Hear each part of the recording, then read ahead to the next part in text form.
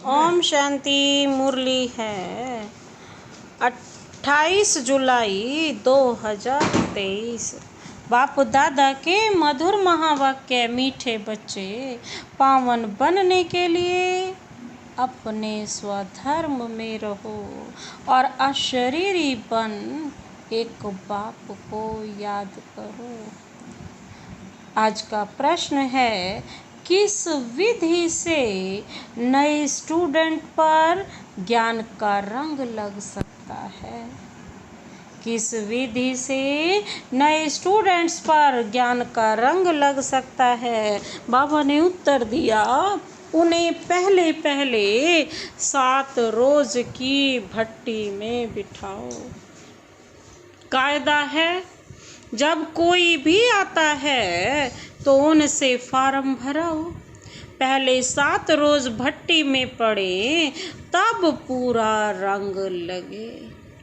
तुम भ्रमरियाँ ज्ञान की भू भू कर आप समान बनाती हो। तुम जानती हो अभी देवता धर्म की सैपलिंग लग रही है। जो इस घराने की आत्माएं होंगी वह महारोगी से निरोगी बनने के पुरुषार्थ में लग जाएंगी। आज का गीत है, महफिल में जल उठी शमा परवाने के लिए। ओम शांति। बच्चों को ओम शांति का अर्थ तो समझाया हुआ है। ओम अर्थात अहम। अहम कौन? आत्मा और मेरा शरीर, कर्मेंद्रियां। आत्मा का स्वधर्म है ही साइलेंस। आत्मा किसकी संतान है? कहेंगे परमपिता परमात्मा की। वह भी साइलेंस है। आत्माएं साइलेंस वर्ल्ड शांति धाम में रहती है। फिर पार्ट बजाने टॉकी वर्ल्ड में आती हैं। अब बेहद का बाप कहते हैं, हे बच्चे अपने स्वधर्म में रहो, अशरीरी होकर बैठो, बाप को याद करो। उस बाप को क्षमा भी कहते हैं। अब यह है महफिल पतित मनुष्यों की। इस समय यह पतित दुनिया है, मनुष्य मात्र पतित हैं, समझाया गया है। सतयुग में भारत पावन था। गृहस्थ धर्म कहा जाता है, जिसको सुख धाम कहते हैं। भारत पावन था, अभी पतित है, दुख धाम है। यह चक्र फिरता रहता है। अभी यह है कल्याणकारी संगम युग, जबकि पतित मनुष्य सृष्टि पर बाप को आना पड़ता है। पतित मनुष्य सृष्टि को पावन बनाने पुरानी दुनिया से नई दुनिया बाप ही बनाते हैं। पुरानी दुनिया से नई दुनिया बाप ही बनाते हैं, जिसको परम पिता परमात्मा कहा जाता है। सब भक्तों का भगवान एक है। तो बाप कहते हैं, मुझे भी पतित दुनिया पतित शरीर में आना पड़ता है। परम धाम से एक ही बार आता हूँ, भारत को पावन दैवी राज्य बनाने। इस वर्ल्ड की हिस्ट्री ज्योग्राफी को कोई नहीं जानते, क्योंकि सब नास्तिक हैं। एक भी आस्तिक मनुष्य नहीं। बाप को ना जानने के कारण निधन के बन पड़े हैं। आपस में लड़ते झगड़ते रहते हैं। घर घर में कितनी अशांति है। सतयुग आदि में वन ऑलमाइटी अथॉरिटी देवी देवता राज्य था, सुख धाम था। फिर दुख धाम कैसे बना, यह कोई नहीं जानते। ज्ञान है ब्रह्मा का दिन और भक्ति है ब्रह्मा की रात। सन्यासी लोग कहते हैं ज्ञान, भक्ति और वैराग्य। अब वह तो घर बार छोड़ जंगलों में चले जाते हैं। वैराग्य आ जाता है। वह है रजोगुणी संन्यास और यह है सतो प्रधान संन्यास। इस पाप आत्माओं की दुनिया में एक भी पुण्य आत्मा नहीं। तो यह खेल सारा भारत पर है। भारत सोने की चिड़िया था। भारत में सोना और हीरे बहुत अथाह थे। सोने के महल बनते थे और हीरे जवाहरों की जड़त होती थी। अभी तो भारत कौड़ी जैसा बना हुआ है। फिर उनको हीरे जैसा बाप ही बनाते हैं। तुम जानते हो हम मनुष्य से देवता बन रहे हैं। अभी वह बाप पतितों की महफिल में आए हैं। मनुष्य समझते हैं पतित पावनी गंगा है, स्नान करने जाते हैं। फिर भी कोई पाप आत्मा से पुण्य आत्मा नहीं बनते। फिर साल 22 साल जाकर गंगा स्नान करते हैं। इस समय कोई भी पावन नहीं है। जब तक पावन बनाने वाला बाप ना आए तब तक पावन बन न सके। पावन बनाते हैं गीता का भगवान। वह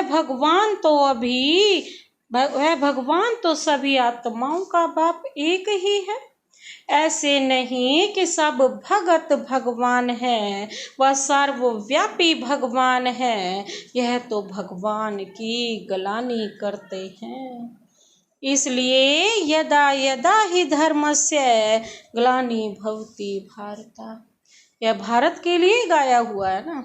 जो बाप आकर भारत को हीरे जैसा बनाते हैं उनकी कितनी निंदा करते हैं। ऋषि मुनि फिर कहते आए रचता और रचना बेअंत है अथवा नीति नीति है। हम नहीं जानते। और आजकल के मनुष्य फिर कह देते सर्वव्यापी है। बाप कहते हैं ऐसे जब बन जाते हैं तब मैं आकर पाप आत्मा से पुण्य आत्मा देवता बनाता हूँ। सबका सदगति दाता है ही एक। वही आकर पतित से पावन बनाए लायक बनाते हैं। बच्चों को वर्षा देते हैं। लौकिक बाप से मिला है अल्पकाल का वर्षा। बेहद का बाप कहते हैं मैं तुमको 21 जन्मों के लिए वर्षा देता हूँ। पवित्रता, शांति और सुख का जो लौकिक बाप दे ना सके वह बाप भी है, शिक्षक भी है, ज्ञान का सागर भी है। बाप की महिमा बड़ी ऊंच है। मनुष्य सृष्टि का बीज रूप भी है। यह मनुष्य सृष्टि का वैरायटी धर्मों का झाड़ है। आदि सनातन देवी देवता धर्म है सतयुग का। उनसे फिर और धर्म मर्ज होते हैं। अभी तुम ब्राह्मण धर्म के बने हो। इनसे पहले शूद्र धर्म के थे। अभी ब्राह्मण से फिर 100 देवता फिर 100 क्षत्रिय बनेंगे। यह 84 का चक्र लगाना पड़ता है। सतयुग में भी पहले पहले तुम आएंगे। गाया भी जाता है आत्मा परमात्मा अलग रहे बहुकाल। सुंदर वेला तब हुआ जब सतगुरु मिला दलाल। गीत में भी सुना चारों तरफ लगाए फेरे फिर भी हरदम दूर रहे और बाप से मिल ना सके। अभी है रावण राज्य, राम राज्य है डीटी राज्य। मनुष्य तो जानते हैं स्वर्ग नरक यहाँ ही है, परंतु ऐसा हो नहीं सकता। मनुष्य मरता है तो कहते हैं ना स्वर्गवासी हुआ, तो जरूर नरक में था, तो जरूर पुनर्जन्म नरक में ही लेना पड़े। मनुष्यों की तो अनेक मतें हैं, एक ना मिल सके दूसरे से। अनेक प्रकार की द्वैत मतें हैं।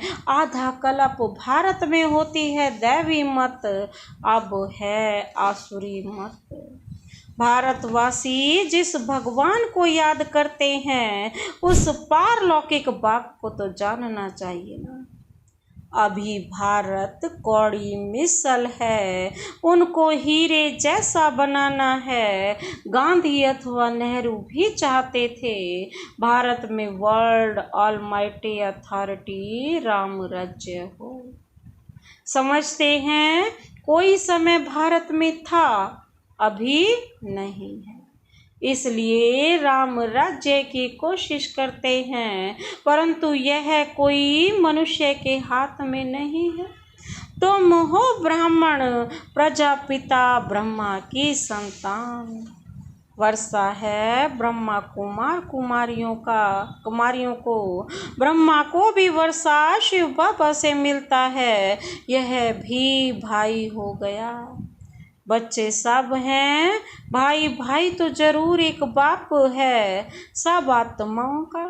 अभी तुम ब्रह्मा के मुख वंशावली, ब्राह्मण आपस में भाई बहन ठहरे।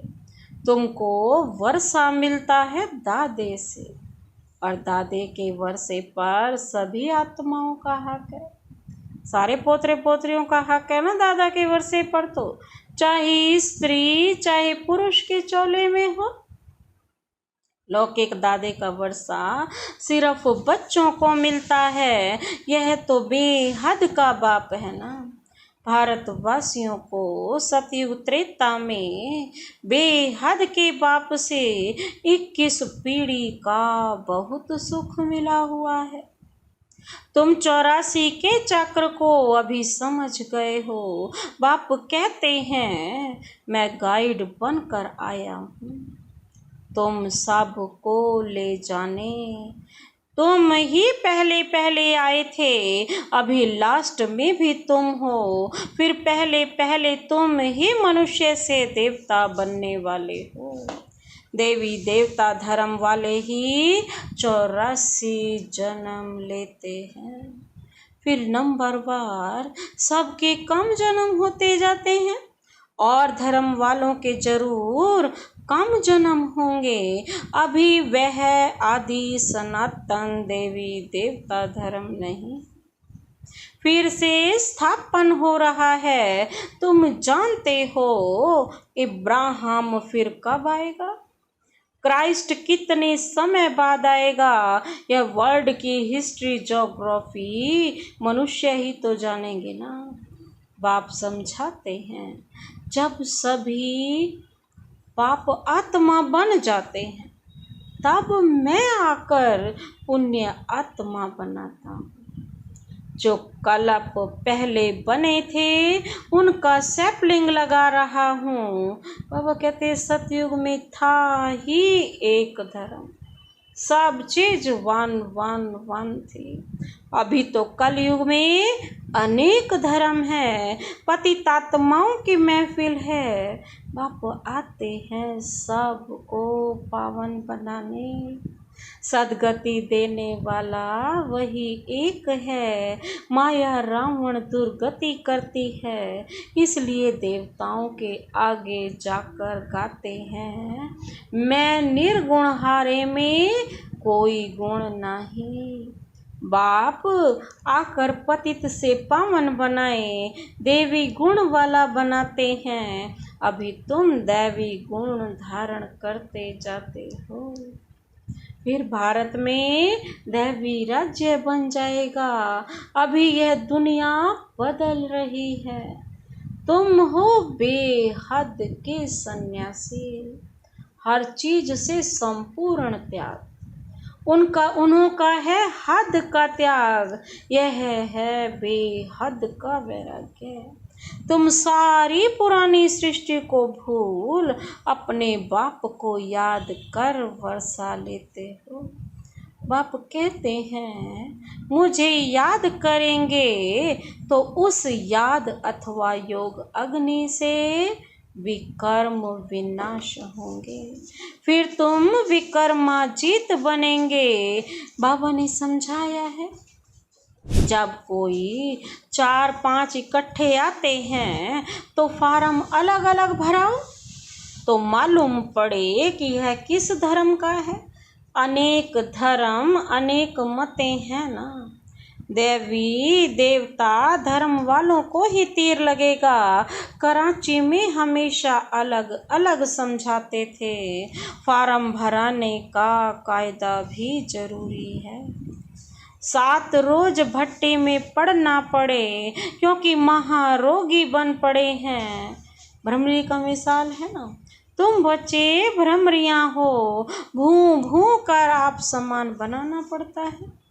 देवता धर्म वालों की ही सैपलिंग लगेगी। बच्चों को युक्तियां भी सीखनी है। बोलो 7 रोज जब समझो तब मुलाकात हो सकेगी और तुम पर रंग भी तब लगेगा। तुम सभी ब्रह्मा कुमार कुमारियां हो। मनुष्य इतना भी नहीं पूछते। इतने ब्रह्मा कुमार कुमारियां क्या है, कौन है? अरे प्रजापिता ब्रह्मा की संतान तो जरूर ब्रह्मा कुमार कुमारियां कहेंगे ना। क्रिमिनल असॉल्ट हो ना सके। यह है राजयोग, गॉड फादरली यूनिवर्सिटी। भगवानुवाच मैं तुमको राजाओं का राजा बनाता हूँ। अच्छा, मीठे मीठे सिक्के लदे बच्चों प्रति मात पिता बाप दादा का याद प्यार और गुड मॉर्निंग। रूहानी बाप की रूहानी बच्चों को नमस्ते। हम रूहानी बच्चों की रूहानी बाप दादा को नमस्ते नमस्ते गुड मॉर्निंग। शुक्रिया बाबा, शुक्रिया। धारणा के लिए मुख्य सार है।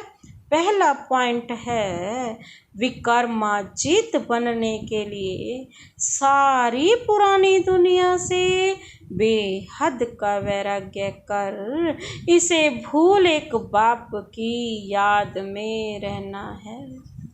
विकर्माजीत बनने के लिए सारी पुरानी दुनिया से बेहद का वैराग्य कर इसे भूल एक बाप की याद में रहना है। दूसरा पॉइंट है भ्रमरी मिसल ज्ञान रंग लगाने की सेवा करनी है। युक्ति से महारोगियों को निरोगी, नास्तिक को आस्तिक बनाना है। आज का वरदान है सदा साक्षी स्थिति में स्थित रहे, निर्लेप अवस्था का अनुभव करने वाले सहज योगी भव। सदा साक्षी स्थिति में स्थित रहे, निर्लेप अवस्था का अनुभव करने वाले आत्मा पर उस पर कोई भी प्रभाव ना हो, ना सुख का ना दुख का, तभी सहज योगी भव। स्पष्टीकरण है जो देह के संबंध और देह से साक्षी अर्थात न्यारे हैं वह इस पुरानी दुनिया से भी साक्षी हो जाते हैं। वे संपर्क में आते हुए देखते हुए भी सदा न्यारे और प्यारे रहते हैं। यह स्टेज ही सहज योगी का अनुभव कराती है। इसी को कहते हैं साथ में रहते हुए भी निर्लेप, किसी का कोई प्रभाव ना हो। आत्मा निर्लेप नहीं है, लेकिन आत्म अभिमानी स्टेज निर्लेप अर्थात माया के लेप व आकर्षण से परे हैं। इस अवस्था में रहने वाले माया के वार से बच जाते हैं। आज का स्लोगन है शुभ भावना और शुभ कामना द्वारा सूक्ष्म सेवा करने वाले ही महान आत्मा है। शुभ भावना और शुभ कामना द्वारा सूक्ष्म सेवा करने वाले ही महान आत्मा है। मातेश्वरी जी के महावाक्य हैं परमात्मा एक है, बाकी सर्व मनुष्य आत्माएं हैं। परमात्मा एक है, बाकी सर्व मनुष्य आत्माएं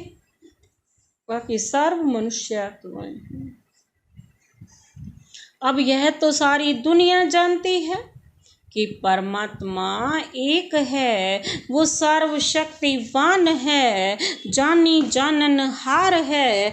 ऐसे तो सारी दुनिया खुद भी कहती है हम परमात्मा की संतान हैं। सारी दुनिया कहती है ना, परमात्मा एक है। भले कोई धर्म वाला हो, वो भी परमात्मा को ही मानते हैं। वो भी अपने को परमात्मा द्वारा भेजा हुआ संदेश वाहक समझते हैं।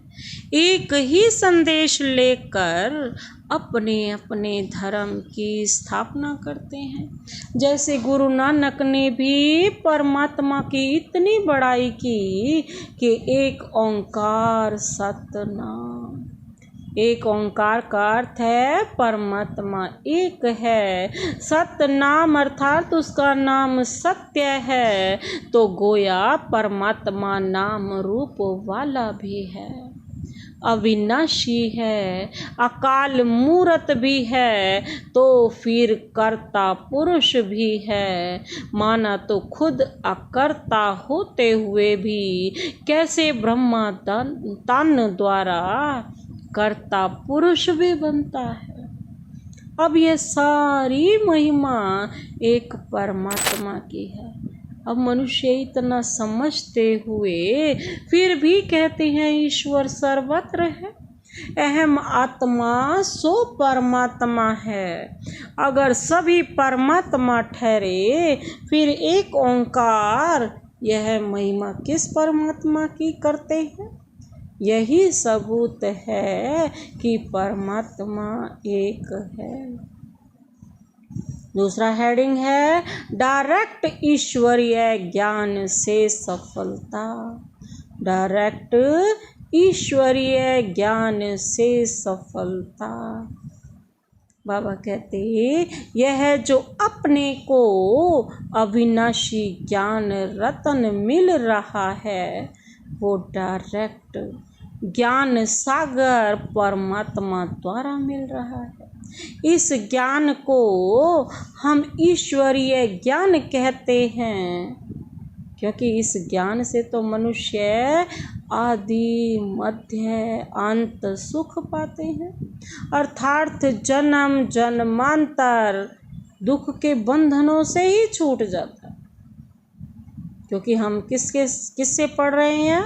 डायरेक्ट भगवान से, शिव बाबा से। बाबा कहते वो जन्म जन्मांतर दुख के बंधन से छूट जाते हैं, कर्म बंधन में नहीं आते। इसलिए ही इस ज्ञान को अविनाशी ज्ञान कहा जाता है। अब यह ज्ञान सिर्फ एक ही अविनाशी परम पिता परमात्मा द्वारा हमें प्राप्त होता है, क्योंकि वो खुद अविनाशी है। बाकी तो सब मनुष्य आत्माएं जन्म मरण के चक्र में आने वाली है। इसलिए उनसे मिला हुआ ज्ञान हमें कर्म बंधन से छुटकारा देने वाला नहीं है। इस कारण उनके ज्ञान को मिथ्या ज्ञान अथवा विनाशी ज्ञान कहेंगे।